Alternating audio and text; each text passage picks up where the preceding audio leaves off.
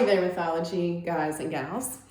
I've been going through your all's Greek Olympians matching that you guys turned in to me. Some of you haven't done it yet, but that's okay. Hopefully I'll get some more this evening. I took some of them out. There were 14, as you remember, from the Olympians, and really, you don't even really have to know all 10 of these, but I think these are kind of the 10 main ones, and definitely some of them I'd like you to know, and we're going to be learning about and studying about. So when you look at the 10 Olympians that you guys looked at today, there's the big three. And obviously we've got your Zeus, you got your Poseidon, and you have your Hades. Those are really the big three. And Zeus was the one who made himself the king of the gods, king of the Olympian gods. And then he kind of divvied out all the other stuff. And when he gave his brother Hades the underworld, he knew that he didn't really like that very much. He thought he was getting shortchanged. And so he actually then gave him all the wealth below the surface of the earth, which is actually quite a bit. So that made Hades happy. And Poseidon is the one who rules the seas, of course. And Poseidon's son is the Cyclops from the Odyssey. You might remember from 9th grade when you guys did the Odyssey. If you remember, Odysseus has a big adventure with a Cyclops, and he ends up having to make this giant stake and make it pointed and puts it in the fire, and he ends up blinding the Cyclops, and then he ties his men and himself underneath the sheep to get out the door. And that's actually one of Poseidon's sons. And Poseidon is the main god who tries to keep Odysseus from getting home back to his land after the Trojan War. He has really pissed him off, and that's one of the reasons. But he did, by the way, that he did the end of the Trojan War. It made Poseidon mad. So anyway, those are the big three.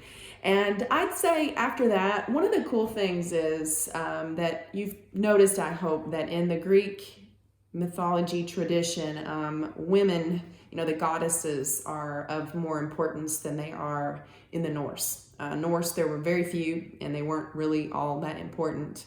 But I can say that many of these goddesses are. Ironically, probably the least important one is the queen, Hera. She's the youngest, supposedly the most beautiful, whatever, and that's who Zeus takes as his wife.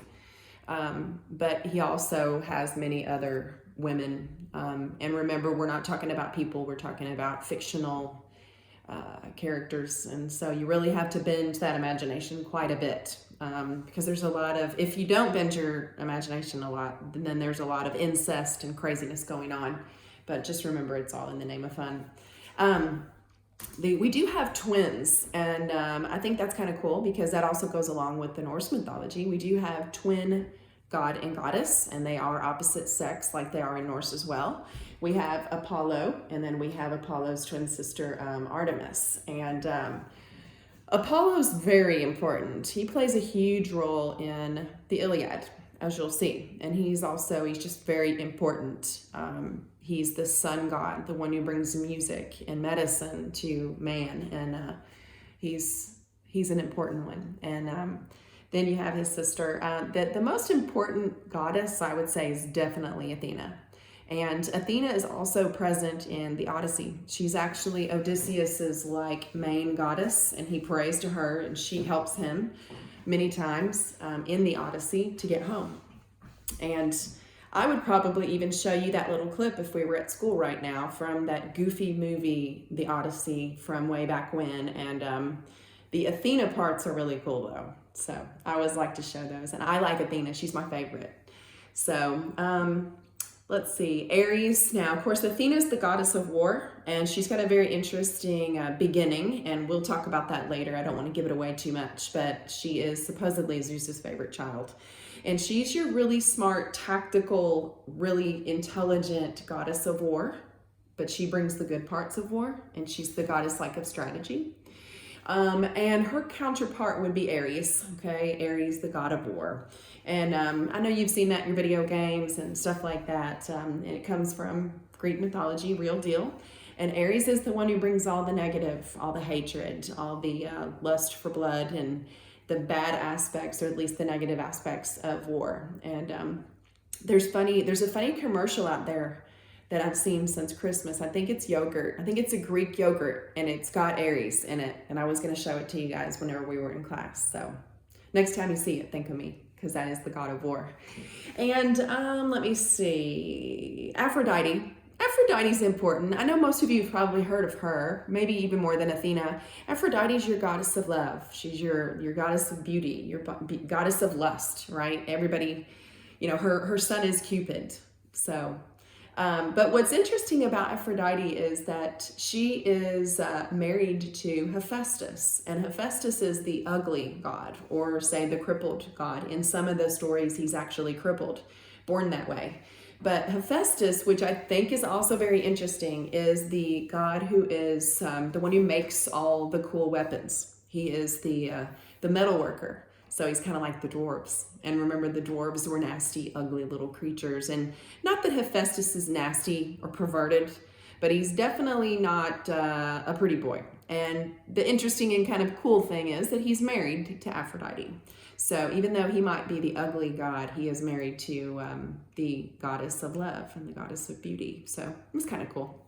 So right now, I'm going to get into our book, and I'm going to read some of our myths from this book this week. And remember, the myths, the whole point was to explain their world. It was to explain all the things that were happening around them. And I love this little first one. It comes from the very beginning of the book, and it's one of my favorites. I can remember as a young person hearing the term Pandora's box. And then, of course, there's a jewelry company, Pandora. But the whole idea of opening Pandora's box, I remember when I used to hear that, and I didn't understand it for a long time until I finally did. But this book actually is, it's got a great story about Pandora. And it's called Trouble Comes to Earth. Okay, so this is our real deal Greek myth number 1. After the creation stories, that is. So the Olympian gods sat in council in the shining palace of Zeus, their king. Man must be punished for daring to accept the gift of fire from Prometheus, he scowled. We will create woman.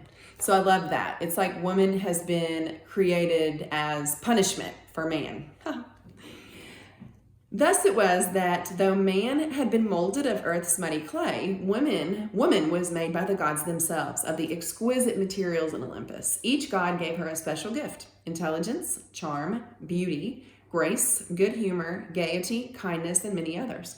At the last moment, one mischievous god contributed a generous portion of curiosity. So delighted with their handiwork, the Olympians named her Pandora, which means all gifted, since each one of them had given her a present. The gods didn't want to part with the lovely maiden that they'd created, but they instructed their messenger god, Hermes, to take her to earth and present her to Epimetheus. Just as she left, Zeus gave her a golden box. Never, ever open this, he commanded. Pandora said, okay, I promise. With all the lovely gifts that the kind Olympians had given her, what did this one little golden box matter anyway? Now Prometheus had warned his brother not to take any presents from Zeus. But when Epimetheus saw Pandora, he was completely captivated, and he accepted her joyfully as his bride. The words of his brother Prometheus completely forgotten. For a long time, they were blissfully happy, and Pandora learned to love the beautiful earth just as she had loved Mount Olympus. But more and more, she wondered what was in that mysterious golden box.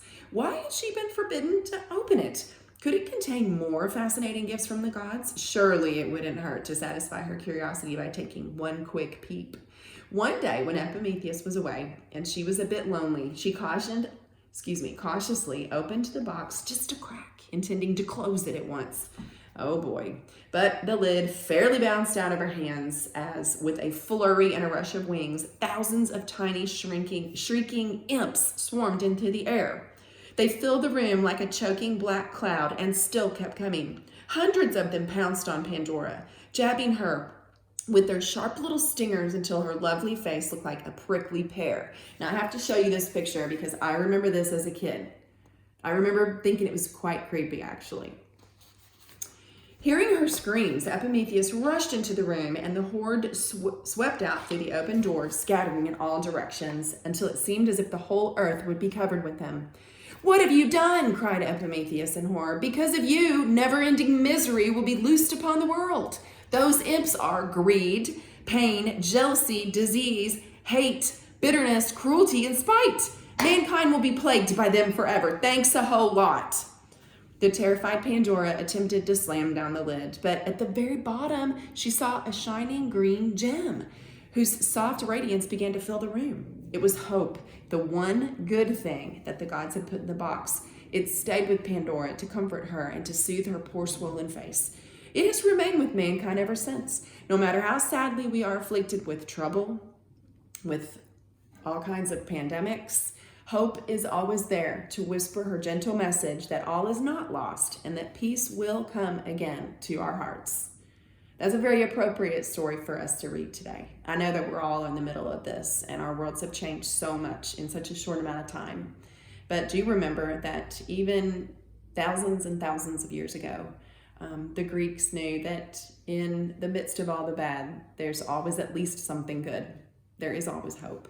So I'll be back tomorrow with another story. We're going to read some of these myths and stories this week. And by the end of the week, we're going to have some questions over them. So have a great afternoon.